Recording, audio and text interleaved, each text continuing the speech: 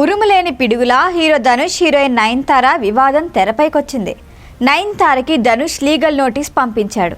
దాంతో నయనతార బగ్గుమంది. బహిరంగ లేఖ విడుదల చేసి మరీ ధనుష్ను ఇంగ్లీష్లో చెడామడా తిట్టేసింది.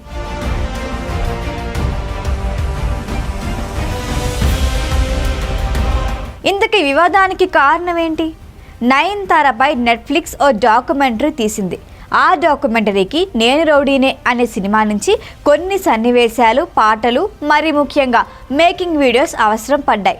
నయనతార నటించిన సినిమాలు చాలానే ఉన్నాయి కదా, ఈ సినిమానే ఎందుకు అనే సందేహం రావచ్చు. ఎందుకంటే ఈ సినిమాతోనే నయనతార విఘ్నేష్ శివన్ కలిశారు. వాళ్ళ ప్రేమకి బీజం పడింది ఈ సినిమాతోనే. ఈ సినిమాలో నయనతారను డైరెక్ట్ చేసిన విఘ్నేష్ శివన్ అదే టైంలో తెర వెనక నయనతార లవ్ డైరెక్షన్కి పడిపోయాడు. అలా ఇద్దరు ఈ సినిమా సెట్స్లో లవ్లో పడ్డారు. అందుకే డాక్యుమెంటరీలో ఈ విజువల్స్, మేకింగ్ వీడియోస్ను వాడుకోవాలి అనుకున్నారు. అలా చేయాలంటే నిర్మాత పర్మిషన్ కావాలి కదా. నేను రౌడీనే అనే సినిమాకి ధనుష్ నిర్మాత, ప్రొడ్యూసర్గా అతడికి రెండో చిత్రం. అందుకే ధనుష్తో సంప్రదింపులు జరిపారు. ఇప్పుడు కాదు, 2 ఏళ్లుగా జరుపుతూనే ఉన్నారు.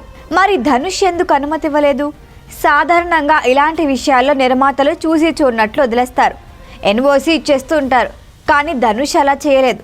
ఎందుకంటే నయనతార వల్ల అతడు గతంలో ఇబ్బంది పడినట్లు తెలుస్తోంది. నిర్మాతగా మారి చేసిన రెండో సినిమాకే బడ్జెట్ తడిసి మోపిడైంది. అదంతా నయన్ విఘ్నేష్ ప్రేమించుకోవటం వల్లనే అనేది ధనుష్ అనుమానం. దీనికి తోడు సినిమాలో నయనతార పెర్ఫార్మెన్స్పై ధనుష్ పెద్దగా సంతృప్తి వ్యక్తం చేయలేదు. చాలా చెత్తగా నటిస్తున్నావని ఓపెన్గానే అనేశాడు. కానీ నయనతార పెద్దగా పట్టించుకోలేదు. కట్ చేస్తే ఆ సినిమాకి నయనతారకి ఉత్తమ నటిగా ఫిలింఫేర్ అవార్డు వచ్చింది. అవార్డు వేదికపై ధనుష్ ఇగోను కెలికిందట నయనతార. నిర్మాత ధనుష్కు తన నటన నచ్చలేదని, అందుకే సారీ చెబుతున్నానంటూ ఓ చేత్తో అవార్డు పట్టుకొని మరీ అతడిపై సెటైర్ వేసింది. ఈ పరిణామాలతో ధనుష్ హర్ట్ అయ్యాడు. జరిగిందేందో జరిగిపోయిందని వదిలేశాడు. నోటీస్ ఇవ్వటానికి కారణమైతే ఇదే. ఇప్పుడు ధనుష్ టైం వచ్చింది. తన సినిమా నయనతారకు కావాల్సి వచ్చింది. అందుకే అనుమతి ఇవ్వకుండా నానుస్తూ వచ్చాడు. ధనుష్తో ఇక పనవదని నయన్కు అర్థమైపోయింది. అందుకే ఆ సినిమా క్లిప్పింగ్స్ను వాడకుండానే డాక్యుమెంటరీ ఎడిటింగ్ పూర్తి చేసింది. అక్కడక్కడ కొన్ని ఫోటోలు మాత్రమే వాడుకున్నారు. దాంతో పెద్ద సమస్య లేదు. ఎటొచ్చి సమస్య అంతా ట్రైలర్తోనే వచ్చింది. ఈ డాక్యుమెంటరీ ట్రైలర్లో నేను రౌడీనే సినిమా మేకింగ్ వీడియో వాడారు. అది కూడా అప్పట్లో నయనతార ఫోన్ నుంచి తీసిన వీడియో. ఇది ధనుష్కి నచ్చలేదు. వెంటనే లాయర్ను రంగంలోకి దింపాడు. తన లాయర్ ద్వారా లీగల్ నోటీస్ పంపించాడు. ట్రైలర్లో 3 సెకండ్ల క్లిప్ వాడినందుకు 10 కోట్ల రూపాయలు కట్టాలి అంటూ డిమాండ్ చేశాడు. హీరోయిన్ల నుంచి మద్దతు. అందుకే నయనతారకి కోపం వచ్చింది. బహిరంగ లేఖ విడుదల చేసి మరీ ధనుష్పై తిట్ల వర్షం కురిపించింది. దేవుడున్నాడు, అతడిని కోర్టులో నువ్వు తప్పక జవాబు చెప్పాలి అంటూ శాపనార్థాలు పెట్టింది.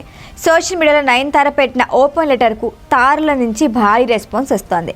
అనుపమ పరమేశ్వరన్, ఐశ్వర్యలక్ష్మి, శృతి హాసన్ లాంటి తారలు లైక్ చేశారు. ఇక్కడ కూడా గమనించాల్సిన విషయం ఏంటంటే, గతంలో ధనుష్ వల్ల ఇబ్బంది పడ్డారంటూ ఏ హీరోయిన్లపై మీడియాలో కథనాలు వచ్చాయో సరిగ్గా ఆ హీరోయిన్లే ఇప్పుడు నయనతారకి మద్దతుగా నిలిచారు. ఇందుకీ కాపీరైట్ చట్టం ఏం చెబుతోందంటే, షూటింగ్ టైంలో ఏ రూపంలో ఎవరి వీడియోలు తీసినా ఆ హక్కుల్ని ప్రొడ్యూసర్వే. ఇందులో మరో వాదనకి తావులేదు. అయితే కొన్ని ప్రత్యేక సందర్భాల్లో మాత్రం కాపీరైట్ చట్టంలో కొన్ని మినహాయింపులు ఉన్నాయి. సాహిత్యం లేదా పరిశోధనల కోసం సినిమాలోని సన్నివేశాలు లేదా పాటల్ని 30 సెకండ్ల పాటు వాడుకోవచ్చు. అయితే నయనతార వాడుకున్న 3 సెకండ్ల విజువల్ వాణిజ్య వినియోగం కిందకు వస్తుంది. ఎందుకంటే ఇది పూర్తిగా వ్యాపార ధోరణితో తీసిన డాక్యుమెంటరీ. దీనికి అనుమతి ఇచ్చేందుకు నయనతార పారితోషికం తీసుకుంది. అంతేకాదు, తన పెళ్లి కవరేజ్ని కూడా ఈ ఒప్పందానికి అనుసంధానం చేసి మరింత డబ్బు తీసుకుంది. అలాంటప్పుడు ధనుష్కు చెందిన సినిమా నుంచి సన్నివేశాన్ని లేదా మేకింగ్ వీడియోని వాడుకోవటం చట్టరీత్యా నేరం. ప్రస్తుతం కేసు కోర్టు మెట్లెక్కబోతోంది. ఇప్పుడు ఇదే కాపీరైట్ చట్టం గురించి చాలా మందికి తెలిసి వస్తోంది. ఆ మధ్య సంగీత దర్శకుడు ఇళయరాజా వేసిన కేసులు కూడా ఈ చట్టం కిందే వస్తాయి. ఆచార్య లాంటి సినిమాల కథల విషయంలో తెరపైకి వచ్చింది ఆ కాపీరైట్ చట్టమే. వాటితో పోలిస్తే నయనతార ధనుష్ ఇష్యూ చాలా చిన్నది, కానీ ఎన్నో భావోద్వేగాలు ఈగోలతో ముడిపడింది. అందుకే ఇది ప్రత్యేకమైనది.